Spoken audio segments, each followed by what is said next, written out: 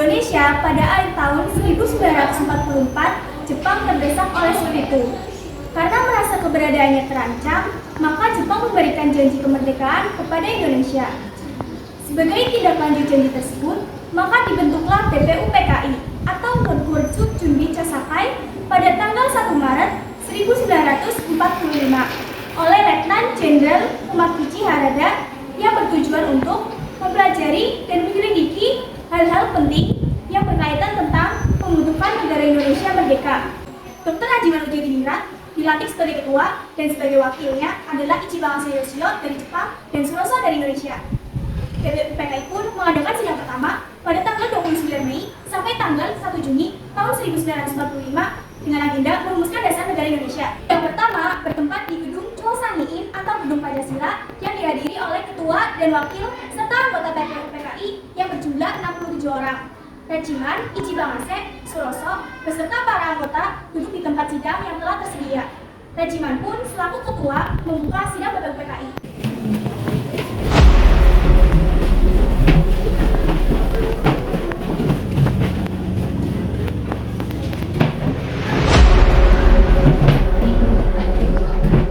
Assalamualaikum warahmatullahi wabarakatuh. Waalaikumsalam warahmatullahi wabarakatuh. Saudara-saudara sekalian, terima kasih sudah hadir di tempat ini. Pertama, saya selaku ketua akan memimpin jalannya sidang ini. Di samping saya ada seorang wakil dari Jepang dan tentu saja seorang wakil dari Indonesia. Saudara-saudara sekalian, kita berkumpul di gedung ini dalam rangka merumuskan sebuah landasan untuk mengelompokkan negara yang akan kita bangun bersama. Untuk itu, marilah kita bahas sidang pertama ini dengan agenda membahas rumusan dasar negara. Setelah BPUPKI dibentuk pada 1 Maret 1945 dan dilantik pada 8 Mei 1945, kita harus melaksanakan tugas dengan baik. Benar kata Regiman, kita harus merumuskan dasar negara dan hukum dasar negara. Lagi pula, Jepang telah menjanjikan kemerdekaan pada tanggal 7 September 1944 dan 29 Mei 1945. Ya, seperti usulan asas dasar negara kebangsaan Republik Indonesia oleh Muhammad Yamin pada tanggal 29 Mei 1945. Bagaimana isinya Muhammad Yamin? Ini Pak Soekarno. Yang pertama, ada peri kebangsaan. Yang kedua, peri kemanusiaan. Yang ketiga, peri ketuhanan. Yang keempat, peri kerakyatan. Dan yang kelima, kesejahteraan rakyat. Lalu, Supomo mengusulkan konsep dasar negara pada tanggal 29 Mei 1945, bukan?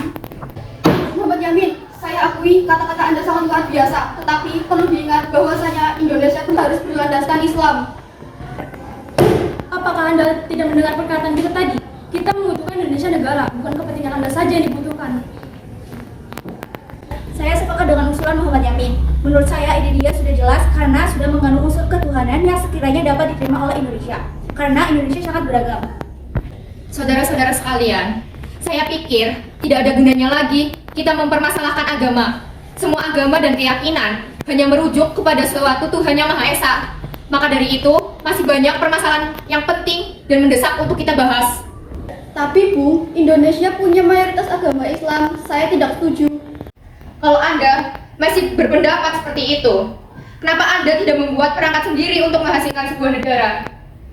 Kita tidak akan mementingkan ego. Lebih baik Anda keluar.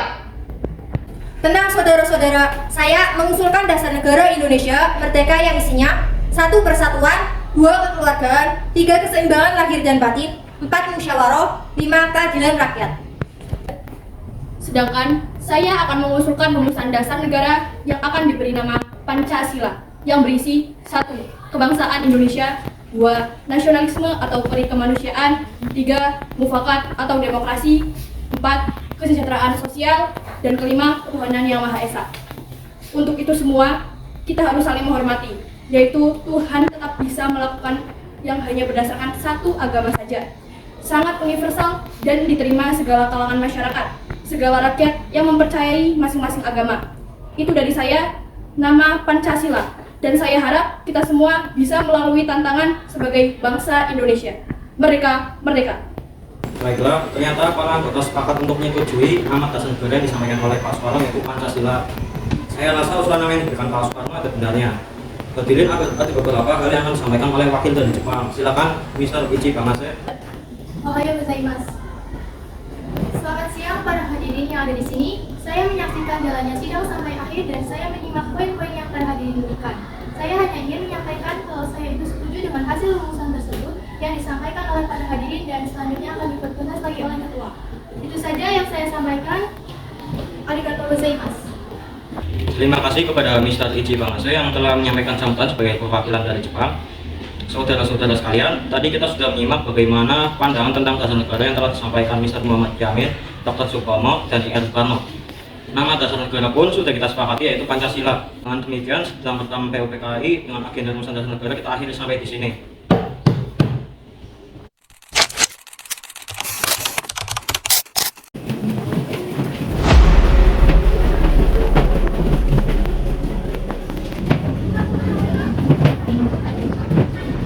Baiklah, sekarang untuk melanjutkan sidang kedua yang kemarin sempat tertinggal, kita membutuhkan laporan hasil kerja panitia terancang undang-undang yang telah dibentuk pada sidang kedua, Soekarno. Tentu panitia telah merumuskan pernyataan Indonesia Merdeka, pembukaan Undang-Undang Dasar, dan Batan Tubuh Undang-Undang Dasar. Ya, pembukaan Undang-Undang Dasar diambil dari Piagam Jakarta yang telah dirumuskan oleh Panitia 9 dengan sedikit perubahan. Sedangkan batang tubuh Undang-Undang Dasar dirumuskan oleh panitia kecil perancang Undang-Undang Dasar. 3. Benar. Lalu konsep batang tubuh disempurnakan oleh panitia penghalus bahasa. Perancang Undang-Undang Dasar telah menjalankan tugas mereka dengan baik. Sekarang, bagaimana keputusan akhir kita? Baiklah, setelah melalui lebih banyak pertimbangan, akhirnya kita selesai merancang hukum dasar. Untuk beritanya, agar Jepang yang menentukan. Sidang PPUPKI kedua dilaksanakan pada tanggal 10 Juli hingga 17 Juli tahun 1945. Sidang ini membahas terkait perancangan Undang-Undang Dasar sebagai dasar negara dan bentuk negara. Sidang kedua PPUPKI menghasilkan rancangan Undang-Undang Dasar yang mencakup 3 bagian utama, yaitu pembukaan, batang tubuh, dan penjelasan. Rancangan ini mencerminkan aspirasi dan harapan rakyat Indonesia untuk membentuk negara yang merdeka, adil, dan berdaulat.